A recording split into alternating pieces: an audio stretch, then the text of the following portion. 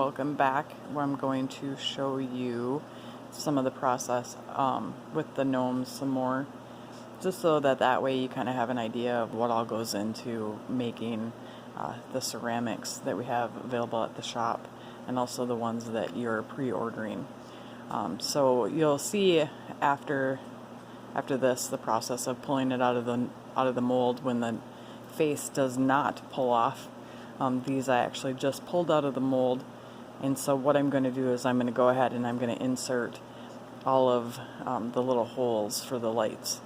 This greenware is actually very, very wet. I just pulled it out, which is the best time to poke the holes. And then you can also clean up any little imperfections, like on his glove. It kind of smudged a little bit, and then I look for any other, like right here, his little glove, so I kind of smooth those out a little bit. So here we go. First I'm going to start at the top, and I'm going to poke a hole for the light. What happens when we pour the molds is the ceramics actually, because we pour them upside down, and so it all seeps to the top of the Christmas tree, and then we let it sit until it's hard enough for us to pull it back out. Sometimes we get really lucky and we can pull it out the same day we pour it. That's the case with this one here. I poured it this morning and was able to pop it out of the mold literally a few minutes ago. So let the slip settle into the mold until it can harden. And so what happens is it all kind of sits at the top and pools up there, so it gets pretty thick. So it's a little harder to get the hole in the top of the gnome than it is to get it down here into the bottom. So as you can see, I'm just randomly pushing the drill bit. It works the best for those little lights. It has to be bigger than the light itself. You'll see that the lights are actually pretty small. But what will happen is this hole is actually going to shrink down, and so the hole has to be pretty big so that the lights will actually fit in there. Otherwise we have to take a drill to it again when it's in bisque, and then we run the risk of cracking it, which we have did on a couple of Christmas trees. And then you're done, and the bisque is garbage, or we can sell it as an imperfection piece. We have tried to glue a couple of them back together and it doesn't really work, so we're just going to sell them as imperfections. But as you can see, I'm just kind of going through and I'm popping holes in for these lights. And when I get done here, I'm going to go ahead and I'll upload the time-lapse video of me pulling it out of the mold, and then the next step of cleaning it when it's dry. And we also have to get the hole in the top for the stars. And right now, the stars are actually on back order. I thought that we had ordered enough, and we didn't, because we kept getting orders in, and so I'm waiting for those stars to come in. So you might get the email from me that your ceramic is done, ready to pick up, but we may have to ship you the star, or you might have to come back in. And I apologize, unfortunately it's kind of out of my control.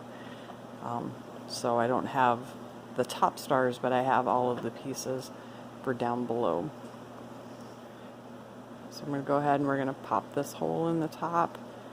I'm going to kind of push it as far as I can. Like I said, it's pretty thick up there. And I'm actually going to kind of just leave that on there because it's easier to take off once it's dried than it is to try to get it to come off now.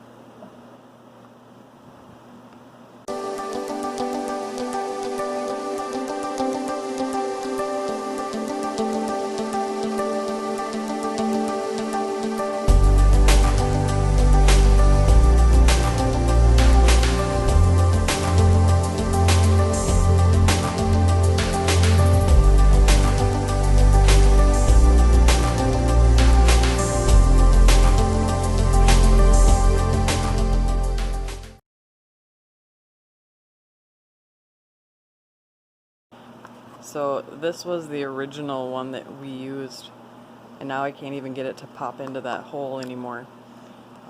but the pegs fit in there nice. So like I said, those holes are going to shrink as it's drying. So what we're going to do now is we're actually going to go ahead and clean it. So see all of these little rough edges? So this is where the mold was connected together, and so we got to go in and we got to kind of clean this all up and clean up around these little holes. And I'll kind of show you that in a time-lapse video too, so that way you can kind of see the whole process. Then when we get done cleaning it, it goes back on the shelf until the kiln is ready. And I actually was firing it this morning, and so right now it's cooling down. We put a brick in it, so you can kind of see inside of there.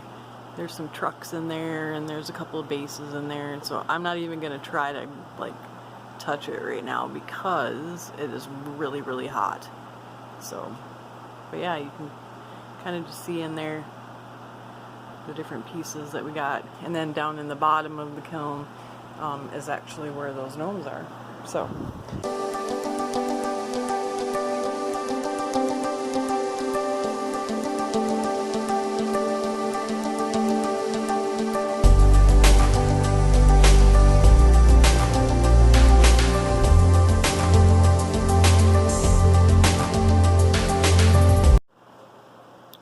well, I think we've pretty much shown you all of the steps it takes to get all of these gnomes done for you so that you can pick them up and paint them at the shop.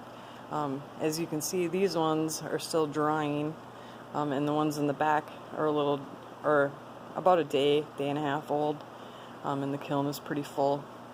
So we'll go ahead and pull those out when the kiln cools down, and when these guys dry up, we'll go ahead and throw them in.